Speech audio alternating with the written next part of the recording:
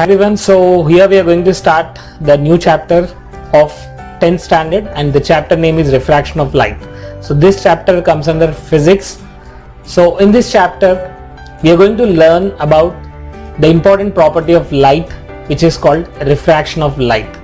So this refraction is an important concept you need to remember. So this refraction is a phenomenon in which there is a twinkling of stars and there is lot of other principles happens. So we are going to study about refraction of light.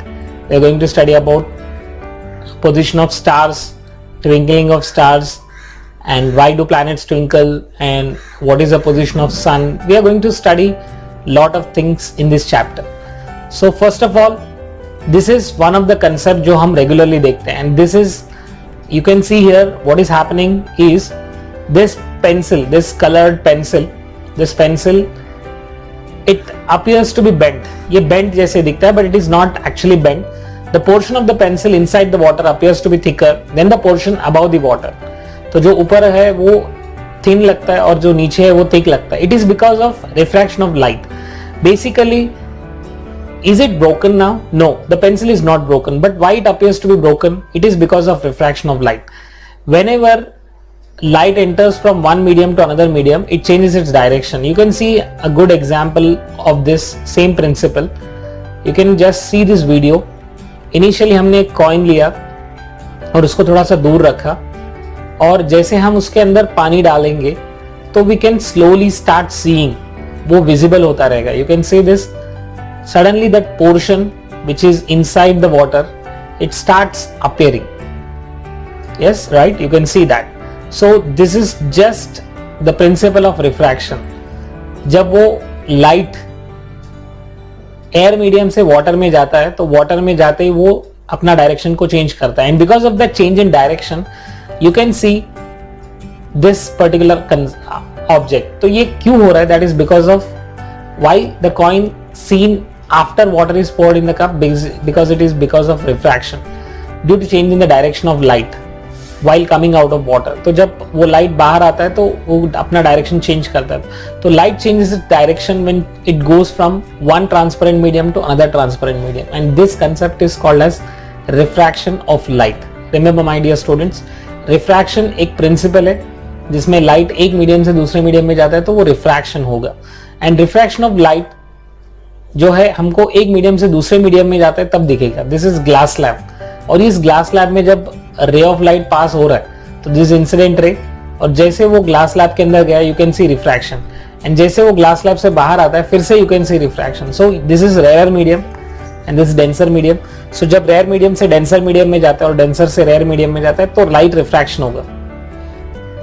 The incident ray and refracted ray are on the opposite sides of the normal. This is incident ray, and then जो glass slab के अंदर जो जा रहा है that is refracted रे. सो जब incident ray refracted रे, जब इंसिडेंट रे क्रॉस होके ग्लास स्लैब के अंदर जाएगा तो there is refraction, you can see. So incident ray and reflected ray are on the opposite sides of the normal. ये पहला लॉ है, they are on the opposite side. Second, for a given pair of medium, यहाँ पर अगर media देखेंगे तो air और glass slab है, तो for a given pair of media the sine of the angle of incidence and the sine of the angle of refraction are constant always. मतलब जो एंगल ऑफ इंसिडेंस और angle of refraction का जो ratio है वो हमेशा equal रहेगा. You can remember this, sine i upon sine r is always equal to constant. Sine i upon sine r is always equal to constant. तो ये for a given pair of medium ये हमेशा constant रहता है, and this is called as Snell's law.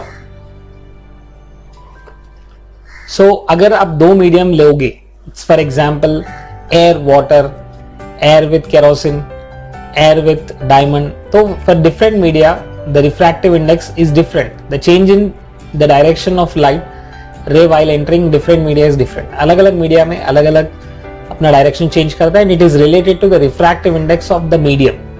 Medium जितने refraction कर सकता है उसके हिसाब से उसका रिफ्रैक्टिव इंडेक्स रहेगा. The value of refractive index is different for different media, and it is also changes by color.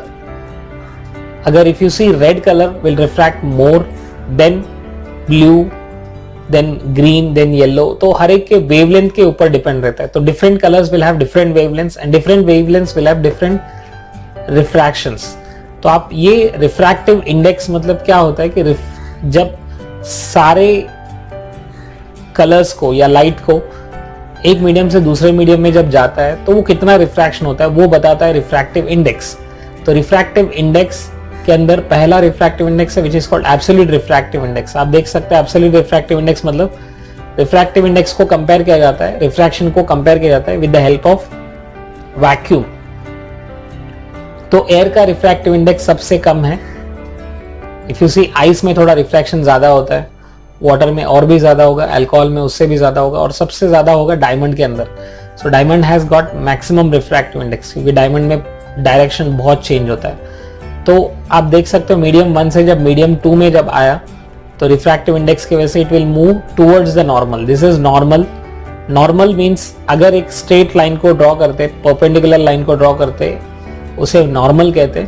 So the refractive index of the second medium with respect to first medium अगर हमें लिखना है n of 2 with respect to 1 is equal to v of 1 upon v of 2, velocity of medium in first medium upon velocity of light in second medium. इस तरह से हम एक formula लिख सकते हैं और ये फॉर्मूला के बेसिस पर हम इसको रिफ्रैक्टिव इंडेक्स को फाइंड आउट कर सकते हैं v1 अपॉन v2 करके। तो refractive index of first medium with respect to second medium अगर हमें फाइंड आउट करना है तो इसके लिए फॉर्मूला है velocity of light in first medium upon velocity of light in second medium. तो यहाँ पर हम velocity refractive index second medium का फाइंड आउट कर रहे हैं तो उसे डिनोमिनेटर में लिखना पड़ता है। सिमिलरली अगर हमें refractive index of first medium अगर फाइंड आउट करना है तो यहाँ पर हम लिखेंगे v2 upon v1। Second medium का फाइंड आउट करना है तो v1 upon v2, first medium का फाइंड आउट करना है तो it is v2 upon v1। Simple formula है, जिसका रिफ्रैक्टिव इंडेक्स हमें फाइंड आउट करना है वो डिनोमिनेटर में रहेगा। Remember this concept. Okay, now if the first medium is vacuum then the refractive index of the medium 2 is called absolute refractive index। अगर first medium vacuum है तो उसे absolute refractive index कहते हैं। फॉर एग्जाम्पल अगर मुझे absolute refractive index air का find out करना है तो it is refractive index velocity of light in vacuum upon velocity of light in air। तो जो न्यूमरेटर पे रहेगा वो हमेशा वैक्यूम रहेगा। That's very important. Now refraction in different mediums we can see, this is from rare medium to denser medium, so it will move towards the normal. When a light ray enters from rarer to denser, it will move towards the normal, and if it enters from denser to rarer, it will move away from the normal. And the third, if it comes directly if the light ray incident normally at the boundary between two mediums, it does not change the direction। वो अपना direction को change नहीं करता है, वो सीधा सीधा जो है रेयर मीडियम से डेंसर मीडियम में एंटर करता है। तो first condition it will move towards the normal, second condition it will move away from the normal, and third condition it will move straight away without any deflection। so this is how we can write। तो आपने अभी तक जो study किया, जब भी ray of light एक medium से दूसरे मीडियम में जा रहा है तो वो अपना डायरेक्शन को चेंज कर रहा है, राइट। सो ये जो कंसेप्ट है, ये जो थ्योरी है, ये अप्लाई करेंगे हम to understand different concepts of atmospheric refraction. You can see there are a lot of planets but they do not twinkle, but stars do twinkle। stars क्यों twinkling करते हैं? सबसे पहले stars are self luminous। आप please ये notes लिखिए because ये बहुत इंपॉर्टेंट क्वेश्चन है। ये क्वेश्चन बार बार पूछा जाता है एग्जाम में, and it is very important for you to write this things when you study, because exam के वक्त आपको ये आंसर्स याद नहीं आते, तो it's very important for you to remember this things and write it. तो सबसे पहले स्टार्स ट्विंकल क्यों होते? तो stars are self luminous and can be seen at night in the absence of sunlight. तो स्टार को we can C in the absence of sunlight and they are self luminous bodies. Now these stars are very far away from the earth, right. तो इतना दूर है कि यहाँ से अगर आप देखेंगे तो there are it's crores of kilometers. तो यहाँ पर जो एटमॉस्फेयर रहेगा वो कांस्टेंट नहीं रहेगा। तो density of the air change होता रहेगा। Density of the air increases with lowering the height. तो जैसे जैसे हाइट कम होते जाएगा डेंसिटी बढ़ेगा। तो density of the air increases as lowering of the height about the surface of the earth. So refractive index also increases. तो refractive index increase होता रहेगा। And what happens is the starlight coming towards us travel from rare to denser medium. तो ये rare से denser medium में आ रहा है तो it will move away from the normal. It will move rare से डेंसर में आ रहा है तो it will move towards the normal, तो इस तरह से टुवर्ड्स द नॉर्मल आके हमारे आइज के पास आएगा. So starlight which is coming to us travels from rarer to denser, so it will constantly bend towards the normal, and ये bend होने के process में this makes the star to appear be higher, little bit higher in the sky as compared to the actual position.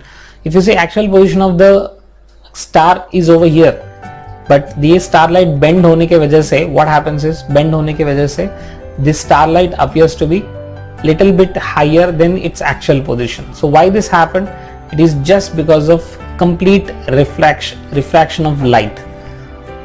So the first concept which I told you, it is the apparent position of stars. It is because of the refraction of light. Refraction of light की वजह से हमें actual position इधर है, but apparent position हमें लगता है stars इधर है. And they keep, ये जो light है ये कम ज़्यादा होते रहता है, and that's why it appears to be twinkling. क्योंकि कभी ज़्यादा लाइट अपने तरफ आता है, कभी कम लाइट आता है, कभी एयर का डेंसिटी ज़्यादा होता है, कभी कम होता है, तो इसके वजह से वो स्टार्स हमेशा ट्विंकलिंग दिखता है. तो ये रीजन अभी पढ़ने वाले हम लोग. The apparent position of stars keeps changing and this is because of the motion of atmospheric air and change in air density. तो मोशन भी चेंज होता है और एयर का डेंसिटी भी चेंज होता है एंड टेम्परेचर भी चेंज होता है. And because of this the refractive index of air keeps changing every second and every moment, continuously वो change होते रहता है, and so the position of the brightness of the star also keeps changing continuously, and hence the stars appears to be twinkling to us. तो इसके लिए हमें stars twinkling होते हुए दिखेगा. And planets do not twinkle. This is because the planets are much closer to us as compared to stars. So if you see these stars and planets, the planets are much closer than the stars. Stars बहुत far है but planets are very close. So therefore the planets do not appear as a point source but they are collection of point sources. So they are collection है. And most important concept is the changes in the atmospheric refraction index changes the position as well as the brightness of individual point source. तो atmospheric refraction की वजह से जब change होता है, atmospheric refractive index change होता है, तो एक पॉइंट सोर्स नहीं है. So there are lot of point sources planets के अंदर. सो इससे क्या होता है कि एक पॉइंट सोर्स से कम लाइट आने की वजह से दूसरा पॉइंट सोर्स से ज्यादा लाइट आएगा, तो एक दूसरे का इफेक्ट को नलिफाई करते हैं.